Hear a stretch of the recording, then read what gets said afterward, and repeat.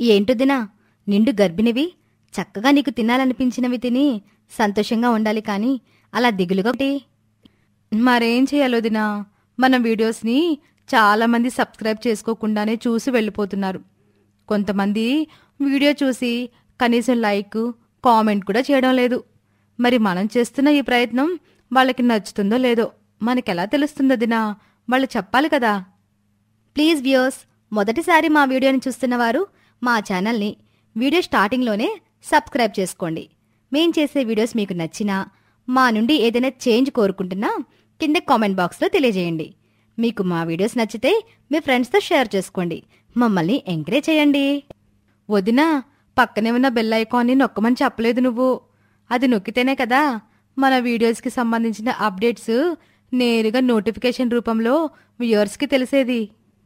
ఒక ఊళ్ళో మామిడి తోటల కాంతం అనే ఇల్లాలుంది. చాలా ఏళ్లుగా తమ తోటలోని మామిడి పళ్ళ అమ్మకాలతో సమ్మర్ వచ్చిందంటే కాంతం కుటుంబం మొత్తం బిజీ అయిపోతారు.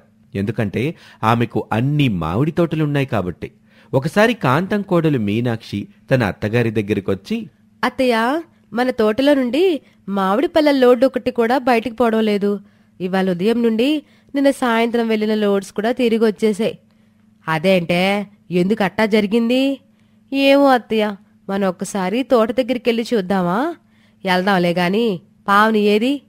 మరదల్ని అక్కడే తోట దగ్గర ఉండమన్నాను అత్తయ్య అంటూ అత్తాకోడలిద్దరూ కలిసి తమ మామిడి తోట దగ్గరకు వెళ్లారు. అక్కడ లోడ్ చేసిన వాహనాలన్నీ ఒక పక్కకున్నాయి. వాటిని చూస్తూ అత్తాకోడళ్ళు మరో పక్కున్న పావని దగ్గరికి వెళ్లారు. ఏమైంది పావని? ఎందుకని లోడ్స్ మార్కెట్లోకి వెళ్లడం లేదు? ఏం చెప్పాలొదినా, ఈ ఏడాది మన తోటలోని మామిడి పళ్ళన్నీ తనకమ్మేయమని ఆ సుందరయ్య అమ్మని అడిగాడు గదా. అదంతా కుదరని పని. మా అమ్మకాలు మేం చూసుకుంటాం, నీ అమ్మకాలు నువ్వు చూసుకొని చెప్పేశాను కదా ఆడికి. అలా చెప్పావు కనుకే మనకి చిక్కొచ్చి పడింది. పావని, విషయం ఏంటో నాంచకుండా చెప్పు.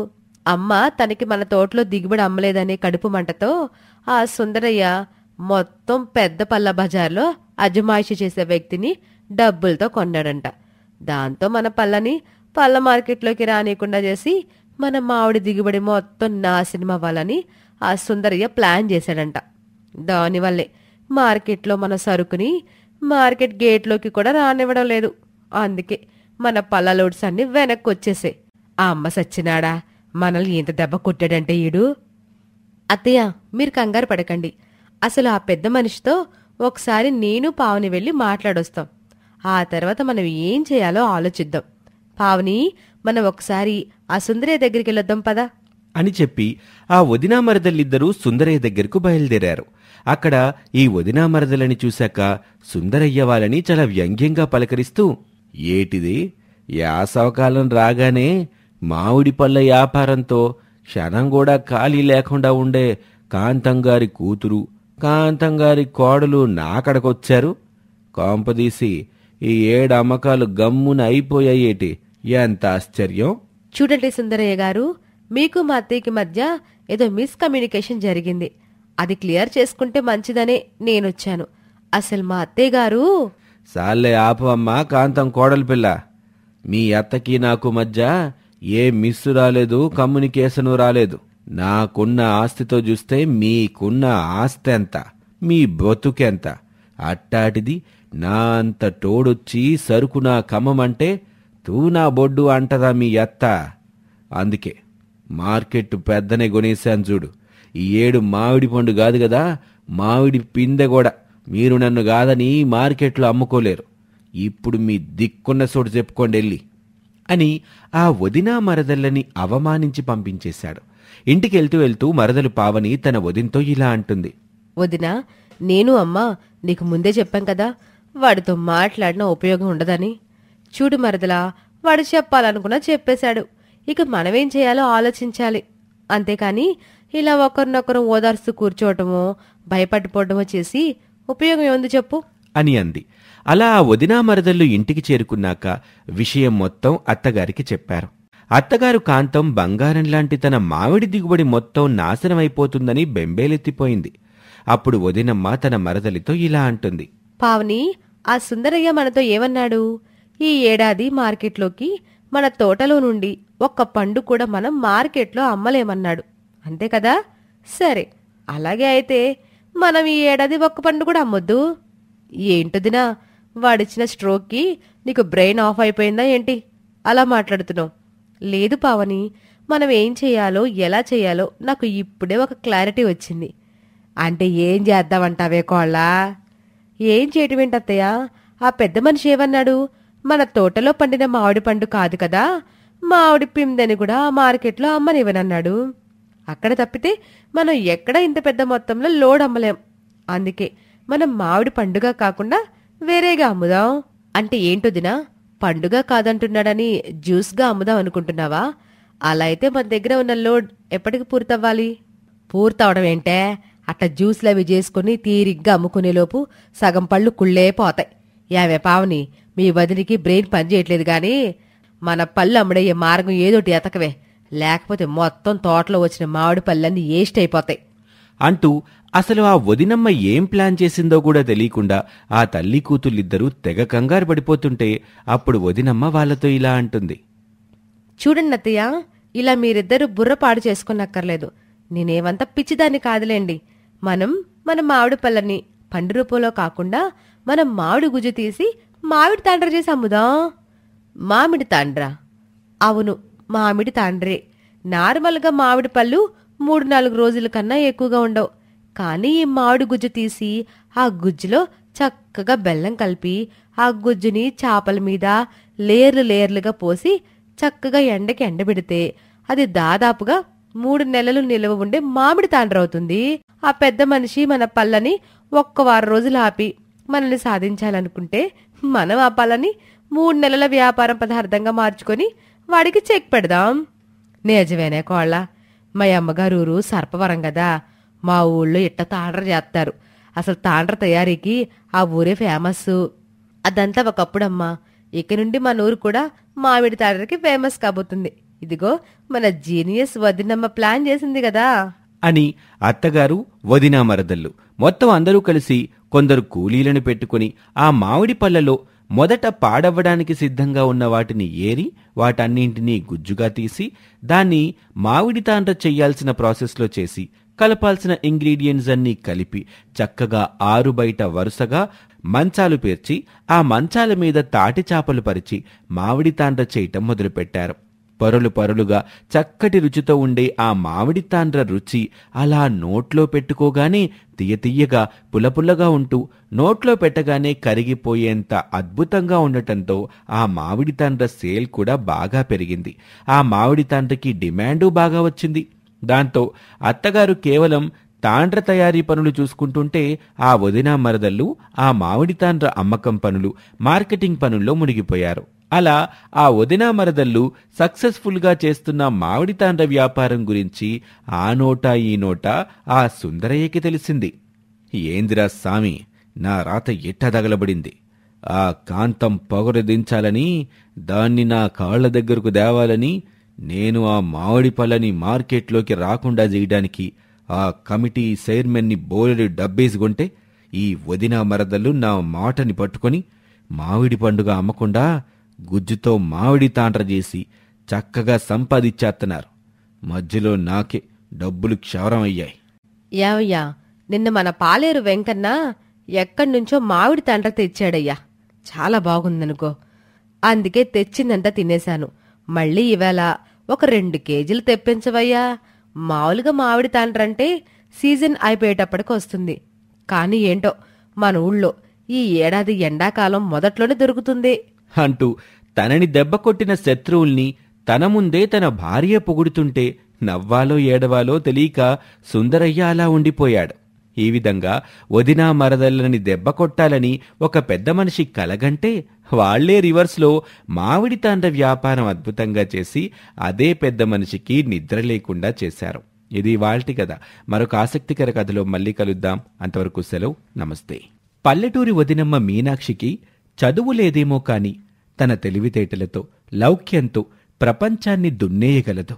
అందుకే ఆ వదినమ్మంటే తన మరదలు పావనికి కూడా చాలా ఇష్టం. ఈ జంట అల్లరి పక్షులిద్దరూ కలిసి ఏదో ఒక సందడి చేస్తూనే ఉంటారు. అలాంటి ఆ వదినా మరదలు ఒకసారి గుడికి వెళ్ళి అక్కడ్నుంచి ఇంటికి తిరిగొస్తూ ఉంటే అత్యంత దీనావస్థలో సోమయ్య అనే వ్యక్తి ఒక చెట్టు కింద కూర్చొని అడుక్కోవటానికి కూడా ఆత్మాభిమానం అడ్డుపడ్డంతో అలాగే దీనంగా కూర్చున్నాడు. అనుకోకుండా ఆ వ్యక్తిని చూసిన వదిన మీనాక్షి అతన్ని గుర్తుపడుతుంది. సోమయ్య పెద్దనాన్న, నువ్వా? నువ్వేంటి ఇక్కడున్నావు? అది కూడా ఇలా? నువ్వా మీనాక్షి? బావున్నావా తల్లి? నా సంగతి సరే, నువ్వేంటి పెద్దనాన్న ఇలా బికార్లాగా అయిపోయావు? అంత డబ్బు, అన్ని ఆస్తులు ఉన్న నిన్ను అసలు ఇలా చూస్తాననుకోలేదు. అసలు అన్నయ్యలు నిన్ను ఇలా ఎలా వదిలేశారు? ఏం చేస్తానులే తల్లి. నలుగురు కొడుకుల్ని గని వాళ్ళకి పెళ్ళిళ్ళు చేసి ఆస్తులు పంచడమే నేను చేసిన పాపం. ఆ పాపమే నన్ను ఇలా బికారిని చేసి వీధిన పడేసింది. ఏమైంది పెదనాన్న? అన్నయ్యలతో నీకేమైనా? వదినా, ఈయన్ని పెదనాన్న అంటున్నావు? ఆయన చూస్తే ఏదో కష్టంలో ఉన్నవారిలా కనిపిస్తున్నారు. మరిలా రోడ్డు మీద నుంచోబెట్టి మాట్లాడడం ఏంటొదినా? పద, మన ఇంటికి తీసుకెళ్దాం అని తమ పెదనాన్నని ఇంటికి తీసుకుని వెళ్ళింది. అక్కడతను స్నానం చేసి కాస్త కడుపున ముద్దపడ్డాక తనలో కలిగిన విసుగు, వైరాగ్యాన్ని తన కూతురులాంటి మీనాక్షి దగ్గర దాచుకోలేక చెప్పటం మొదలుపెట్టాడు. నీకు తెలుసు గదే మీనాక్షి, అవ్వటానికి మీ నాన్న వాళ్ళు మేము దాయాదుల పిల్లలమే అయినా మా కుటుంబం చాలా కష్టాలు పడుతూ వచ్చిందని.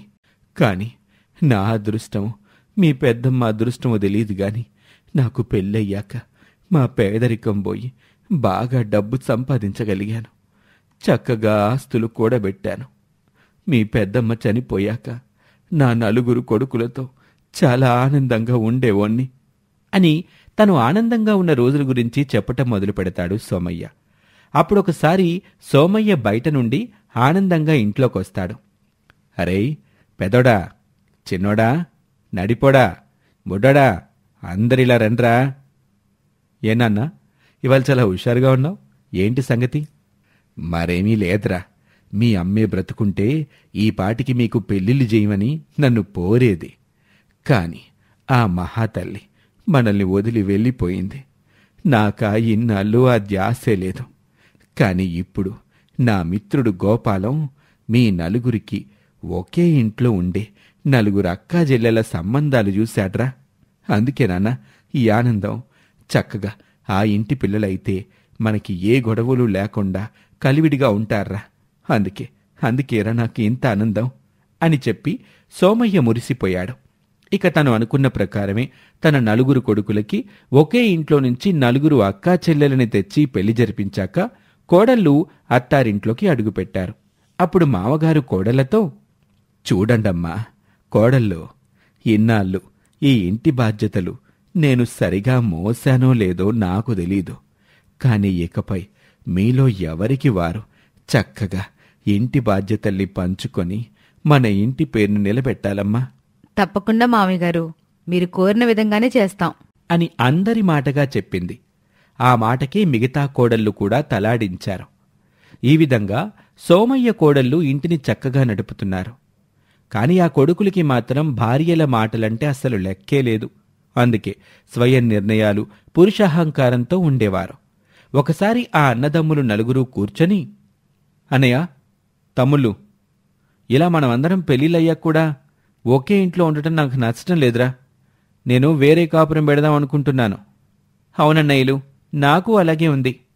ఇక్కడ మనం నలుగురం వేరువేరు సంపాదనలు ఉన్నవాళ్లం. కాని ఒకే చోట ఉండటం వల్ల ఖర్చులు ఒకరిని చూసి ఒకరం ఒకేలా పెట్టాల్సి వస్తుంది. తమ్ముడు, మీ ఉద్దేశం నాకు అర్థమైందిరా. కాని నాన్నున్నంతవరకు మనం కలిసి ఉండక తప్పదు. ఒకవేళ అది మనకిష్టం లేకున్నా కనీసం నాన్న ఆస్తి పంపకాలు అయ్యేంతవరకైనా మనం కలిసుండక తప్పదురా. అవునరా, మన జీవితాలు బాగుండాలంటే మన వెనక ఆస్తులు ఉండాలి. అవి కావాలంటే మన నాన్న ముందు నటించక తప్పదు అని వాళ్ళు మాట్లాడుకుంటూ ఉండగా పెద్ద కోడలొచ్చి కలగజేసుకుని ఇలా అంటుంది. ఏంటయ్యా మరిది అలా మాట్లాడుతున్నావు? ఇప్పుడు అందరం ఒక చూరు కింద ఉంటే మనకొచ్చిన లోటేంటి చెప్పండి. అయినా కోడలుగా వచ్చిన మాకే ఈ కుటుంబం కలిసి ఉండాలని ఉంటే మీరేంటయ్యా ఇలా ఆలోచిస్తున్నారు? ఈ మాటలు మావయ్య గారి చెవినబడితే ఎంత బాధపడతారో తెలుసా అని అనేసరికి పెద్ద కొడుక్కి కోపమొచ్చింది. నీ ఉచిత సలహాలాపి లోపలికెళ్ళు. ఆడదానివి ఏం వండాలి, ఇంటికేం కావాలి అని ఆలోచిస్తే చాలు, ఇలా అన్నింటిలో దూరి సలహాలివ్వక్కర్లేదు అని తమ్ముళ్ళున్నారనే కామన్ సెన్స్ కూడా లేకుండా ఇంటి పెద్ద కోడలి మీద కేకలేశాడు ఆమె భర్త. ఈ విధంగా వక్ర ఆలోచనలు చేస్తున్న భర్తలకి అది తప్పు అని భార్యలు చెప్పాలనుకున్నా వారు మాత్రం వినిపించుకునే స్థితిలో లేరు. ఇలా జరిగిన విషయాన్ని చెప్పి ముగించాడు సోమయ్య.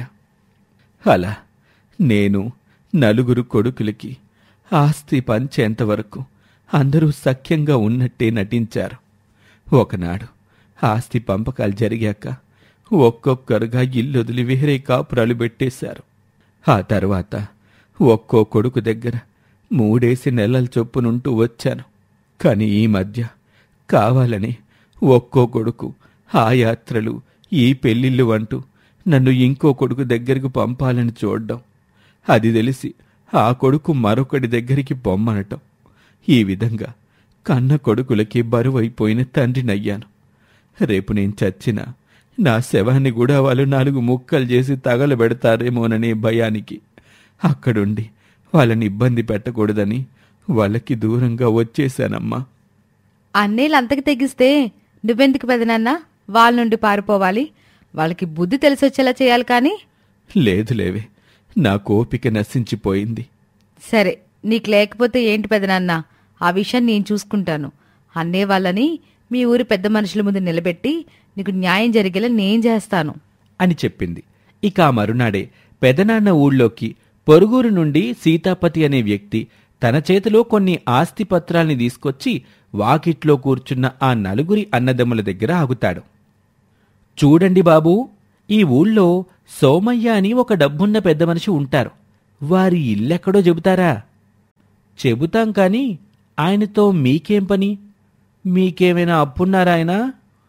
లేదండి, చాలా ఏళ్ల క్రితం నేను కష్టంలో ఉన్నానంటే ఆయన నాకో పొలం పత్రాలిచ్చి దాన్ని తాకట్టు పెట్టి నా అవసరాన్ని తీర్చుకోమన్నారు. దేవుడి దయవల్ల ఇప్పటికి నా కష్టాలన్నీ తీరిపోయాయి. అందుకే అంత ఖరీదైన ఆస్తిని ఆయనకి మళ్ళీ తిరిగి అప్పగించిపోదామని ఇదిగోండి ఇలా వచ్చాను అని అన్నాడు. ఇంతలో అక్కడే ఉన్న వాళ్ళ పనివాడు కలగజేసుకొని, అయ్యో, ఎంత పనైపోనాది బాబు, మా బాబుగారు చనిపోనారు. ఈళ్ళే ఆయన గోరి పిల్లలు, ఈళ్ళే ఊరందరికీ ఆ మొక్క చెప్పారు. అట్టా సూత్తారెడ్డి బాబులు చెప్పండి. ఏమిటి, మీ నాన్నగారు చనిపోయారా? అవునండి, చనిపోయారు. సరే బాబు, మీ నాన్నగారు ఎలాగూ లేరు గనక ఆయనకి తలకొరివి పెట్టిన కొడుకెవరో చెప్పండి, ఆయనకి ఈ ఆస్తిని అప్పజెప్పి వెళ్ళిపోతాను అనేసరికి తండ్రి చావు అనే మాటతో ఊరిని ఇన్నాళ్ళు నమ్మించటం వల్ల ఆ కొత్తగా వచ్చిన ఆస్తి గురించి ఆశపడుతూ నేను తలకొరివి పెట్టానంటే నేను అని నలుగురు అన్నదమ్ములు పోట్లాటకు దిగారు. చివరికి సీతాపతి ఆ పంచాయతీని గ్రామ పెద్ద వరకు తీసుకుని వెళ్ళాడు.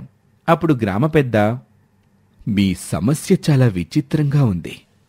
ఈ ఊరి పెద్ద మనుషుల్లో ఒకరైన సోమయ్య గారి చావు వార్త ఊరికి తెలియకుండా అంత్యక్రియలు జరిగాయా? ఇప్పుడు ఆయన పంచకుండా మిగిలిన ఆస్తి ఎవరికి చెందాలా అని చర్చ జరుగుతుందా? చాలా విచిత్రం. ఇంతకీ మీ నాన్నగారు చనిపోయిన మాట వాస్తవమే కదా? అవునండి, మా నాన్నగారు చనిపోతే నేనే ఆయనకి తలకొరివి పెట్టాను కనుక ఆయన ఆస్తి నాకే చెందాలి అని అనటంతో మిగతావారు కూడా మేమంటే మేము అంటూ పోటీలు పడసాగారు. సరే అయితే, మీ నాన్నకి ఎవరు తలకొరివి పెట్టారో ఆయనే స్వయంగా వచ్చి చెబితే కాని ఈ సమస్య తీరేలా లేదు. అమ్మా మీనాక్షి, మీ పెదనాన్నని తీసుకురామ్మా అనేసరికి మీనాక్షి, సోమయ్య ఇద్దరూ అక్కడికొచ్చారు. వాళ్ళని చూసి కొడుకులు నలుగురు ఆశ్చర్యపోతారు. నాన్నా, నువ్వింకా చనిపోలేదా అని కొడుకులు అడిగేసరికి ఆ తండ్రి గుండె బద్దలైపోతుంది. లేదురా అన్నయ్యలు, మీలాంటి దౌర్భాగ్యుల్ని కన్న పాపానికి ఆయనకి ఇంకా చావు రాలేదు. ఎలాగో ఇంట్లో నుండి వెళ్ళిపోయాడు కనుక చనిపోయి ఉంటాడనుకొని అదే మాట చెప్పి ఊరందరినీ నమ్మించారా ఇన్నాళ్ళు? మీకు బుద్ధి చెప్పడానికి ఇదంతా నేను ఆడించిన నాటకం కనుక ఇప్పటికైనా బుద్ధి తెచ్చుకొని పెదనాన్ని చూసుకుంటారా లేక ఆయన ఆస్తుల్ని? మమ్మల్ని క్షమించు చెల్లి. డబ్బు మీద ఆశతో ఇన్నాళ్ళు మా కళ్ళు మూసుకుపోయాయి. కానీ ఈరోజు నువ్వన్న మాటలకి మాకు సిగ్గు తెలిసొచ్చింది. అందుకే నాన్న ఆస్తి ఆయన ఇష్టం. మేం మాత్రం ఆయన ఉన్నంత వరకు ఆయనకి ఇష్టమైనట్టుగానే ఐకమత్యంగా ఒకే ఇంట్లో ఉంటాం. అందరం కలిసి ఆయన్ని చూసుకుంటాం. నాన్న, మమ్మల్ని క్షమించు అని అనటంతో మారిపోయిన కొడుకు మాటలు విని సోమయ్య వాళ్ళందరినీ క్షమించాడు. ఆ తర్వాత నలుగురు కొడుకులు, నలుగురు కోడళ్లతో సోమయ్య చాలా సంతోషంగా జీవించటం మొదలుపెట్టాడు. అమ్మా మీనాక్షి, ఈ ఆనందం మళ్ళీ నా జీవితంలోకి వచ్చిందంటే అది నీ చలవే తల్లి. నాదే లేదు పెదనాన్న, నాకు తోచింది నేను చేశాను అని కూలిపోయిన తన పెదనాన్న సంసారాన్ని నిలబెట్టింది ఆ పల్లెటూరి మీనాక్షి. ఇది ఇవాల్టి కథ. మరొక ఆసక్తికర కథలో మళ్ళీ కలుద్దాం. అంతవరకు సెలవు. నమస్తే. ధనుంజయ్ స్వర్ణకి తన అన్నని పరిచయం చేయటంతో ప్రభాకర్ ఆశ్చర్యంగా ఇలా అంటాడు. ధను, నీకు పెళ్ళయిందా? ఎప్పుడ్రా అని ప్రభాకర్ అడగటంతో ధనుంజయ్ ఇలా బదులిస్తాడు. అవునన్నయ్య, అయ్యిందిగా. అయ్యి 2 ఏళ్లయింది. అప్పుడు లాక్డౌన్ వల్ల ఎవరికీ చెప్పడం కుదరలేదు అని అదే పనికిరాని కారణం చెబుతూ ఉంటే లలిత ఇంకా వివరాల్లోకి వెళ్ళి ఆ సంభాషణ మరి కాసేపు జరిగితే తన పెద్ద కొడుకు ప్రభాకర్ బాధపడతాడని ఆ టాపిక్ని కట్ చేస్తూ మధ్యలో ఇలా అంటుంది. సర్లేండర్రా, ఇప్పటికే చాలా పొద్దుపోయిందిగా. ఏ విషయాలన్నా ఉదయాన్నే మాట్లాడుకుందాం. పదండి, ఇప్పుడు పడుకుందాం అని వాళ్ల సంభాషణ అక్కడితో కట్ చేస్తుంది. దాంతో ఎవరి గదుల్లోకి వాళ్ళు వెళ్ళిపోతారు. అలా వెళ్ళిపోయిన తర్వాత నారాయణ, లలితలు ఇలా మాట్లాడుకుంటూ ఉంటారు. మంచి పని చేశావు లలిత. పాపం చిన్నాడు చేసిన పనికి పెద్దాడు బాధపడేవాడు. సమయానికి ఆ సంభాషణ కట్ చేశావు. పెద్దోడికి ఏదోటి చెప్పి సమాధానపరచాలి. వీలైనంత త్వరగా పెద్దోడికి ఏదో ఒక సంబంధం చూసి పెళ్లి చెయ్యాలి. అవునండి, నలుగురికి చెప్పి ఉంచడం మంచిది. ఈ ఏడాది పెద్దోడికి చేసేయాలి. లేదంటే మళ్ళీ రెండో వాడికి పిల్లలు పుట్టారంటే అదో పెద్ద తలనొప్పి వస్తుందండి మనకి అని ఆ భార్యాభర్తలిద్దరూ మాట్లాడుకుంటూ ఉంటారు. మరోవైపు తన గదిలోకి వెళ్ళిన ప్రభాకరం ఇలా అనుకుంటాడు. ఏంటి తమ్ముడు ఇలాంటి పని చేశాడు? నేనేమో చాలా ముఖ్యమైన విషయం చెప్పాలని వస్తే వీడిలా అడ్డం కొట్టేశాడేంటి? ఇప్పుడెలా చెప్పాలి అని ప్రభాకర్ అనుకుంటాడు. ఇక చివరిగా తమ గదిలోకి వెళ్ళిపోయిన ధనుంజయ్ సువర్ణతో ఇలా అంటాడు. అమ్మో, ఎంతలో ఎంత గండం తప్పింది. అమ్మ గనుక మధ్యలో ఆపకపోయుంటే అన్నయ్యకి ఏం చెప్పాలో తెలియలేదు. ఒక్క క్షణం నా మైండ్ అంతా బ్లాంక్ అయిపోయింది. అన్నయ్యని ఫేస్ చేయలేకపోయాను కాసేపు అని ధనుంజయ్ అంటాడు. అప్పుడు గయ్యాలి సువర్ణ ఇలా అంటుంది. మీకు మీ అన్నయ్య అంటే చాలా భయంలా ఉందే. భయం కాదే, ఎందుకో చిన్నప్పటి నుంచి తనతో మాట్లాడాలంటే మాటలు రావు. తను చాలా జీనియస్. ఒక విషయం, నువ్వు అందరి మీద నోరు పారేసుకున్నట్టు అన్నయ్య మీద పారేసుకోకు. మనం వచ్చిన పని పూర్తవ్వాలంటే అన్నయ్యతో పేచి ఉండకూడదు. కాబట్టి అది దృష్టిలో పెట్టుకో. నువ్వెట్టి పరిస్థితుల్లోనూ అన్నయ్య దృష్టిలో చెడుగా పడకు. సరేలే, యూ డోంట్ వరీ. మీ అన్నగారు జోలికి పోన్లే అని చెప్పి భర్తకి మాటిస్తుంది. ఈ విధంగా ఆ రాత్రి ఎవరి నిట్టూర్పుల్లో వారుండి నిద్రపోతారు. తెల్లారి లేచాక ధనుంజయ్ సువర్ణతో తన తల్లి లలిత దగ్గరికి వెళ్ళి ఇలా అంటాడు. అమ్మా, నేను సువర్ణ అలా పక్కూరు గుడికెళ్ళొస్తాం అని ధనుంజయ్ చెప్పడంతో లలిత చాలా సందేహిస్తూనే తన గయ్యాలి కోడలి నోట ఎలాంటి మాటలు వస్తాయో అనే భయంతోనే ఒక సలహా చెప్పాల్సి వస్తుంది. చూడు నాన్న, ఇదో సమయం కలిసొచ్చింది. నీకు పెళ్ళైపోయింది. కాస్త ఈ ఏడాది మీ అన్నయ్యకి పెళ్లి చేసేవరకైనా కొద్దిగా జనం కళ్ళల్లో పడకుండా ఉంటే మంచిదేమోరా. ఒక్కసారి ఆలోచించు అని చాలా బెరుగ్గానే అంటుంది. అప్పుడు స్వర్ణకి కోపమొస్తుంది. అంటే ఏంటండి మీ ఉద్దేశం? మీ అబ్బాయికి నేను భార్యనే కదా, ముంచుకున్నదనేం కాదు కదా. నాతోటి బయటికెళ్తే మీ పరువేం పోతుందట అని స్వర్ణ చాలా అసహ్యంగా నోరు పారేసుకునేసరికి లలితకి కోపం వచ్చి ఇలా అంటుంది. చూడమ్మాయ్, ఇది నాకు నా కొడుకు మధ్య సంభాషణ. ఇందులో నువ్వు కలగజేసుకోమాక. నీకు వాడు ఏ 2-3 ఏళ్ల నుండో తెలిసేమో, కాని వాడేంటి, ఈ ఊరేంటి అనేది నాకు 40 ఏళ్లగా తెలుసు. కాబట్టి నువ్వు అలా ఆగు. ధను, నీ భార్యకి చెప్పు, కాస్త నోటికి హద్దులు పెట్టుకోమని మాట్లాడమను. ఇప్పుడు నేనేమంతా కూడని మాట అన్నానని మీరన్న మాటేగా అది అని అత్తగారి మాటకి ఎదురు చెబుతుంది. అప్పుడు ధనుంజయ్ ఇలా అంటాడు. స్వర్ణ, నువ్వు కాస్త ఆవుతావా? అమ్మ చెప్పింది మంచి విషయమే, నువ్వు కాసేపలా ఉండు అని ధనుంజయ్ గట్టిగా అరుస్తాడు.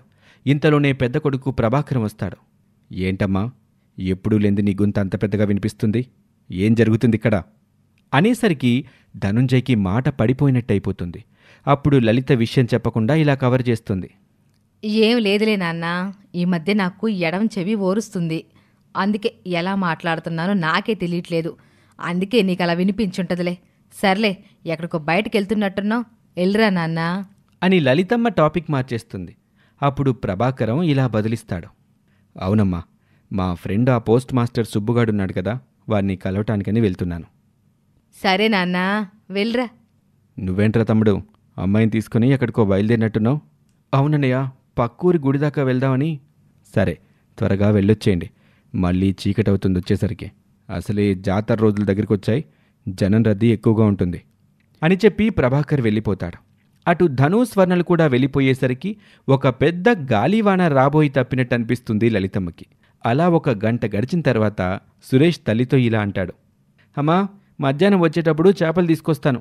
పెద్ద అన్నయ్యకి వేపుడు, చిన్న అన్నయ్యకి పులుసు ఇష్టం కదా, బాగా చెయ్యి అని చెప్పి వెళ్ళిపోతాడు. అలా సురేష్ వెళ్ళిన కాసేపటికి పెళ్ళిళ్ళ పేరయ్య పేరు శాస్త్రి వస్తాడు. అతన్ని చూసిన నారాయణ ఇలా అంటాడు. రండి శాస్త్రులు గారు, మీ గురించే ఎదురు చూస్తున్నాను. అయ్యా, సంతోషం. ఇంతకాలానికి మీ ఇంటికి ఒక పెళ్లి సంబంధం తెచ్చే అవకాశం నాకు వచ్చింది. సరే అయ్యగారు, మాట్లాడదాం. ముందు కాస్త కాఫీ గానీ టీ గానీ పుచ్చుకుంటారా?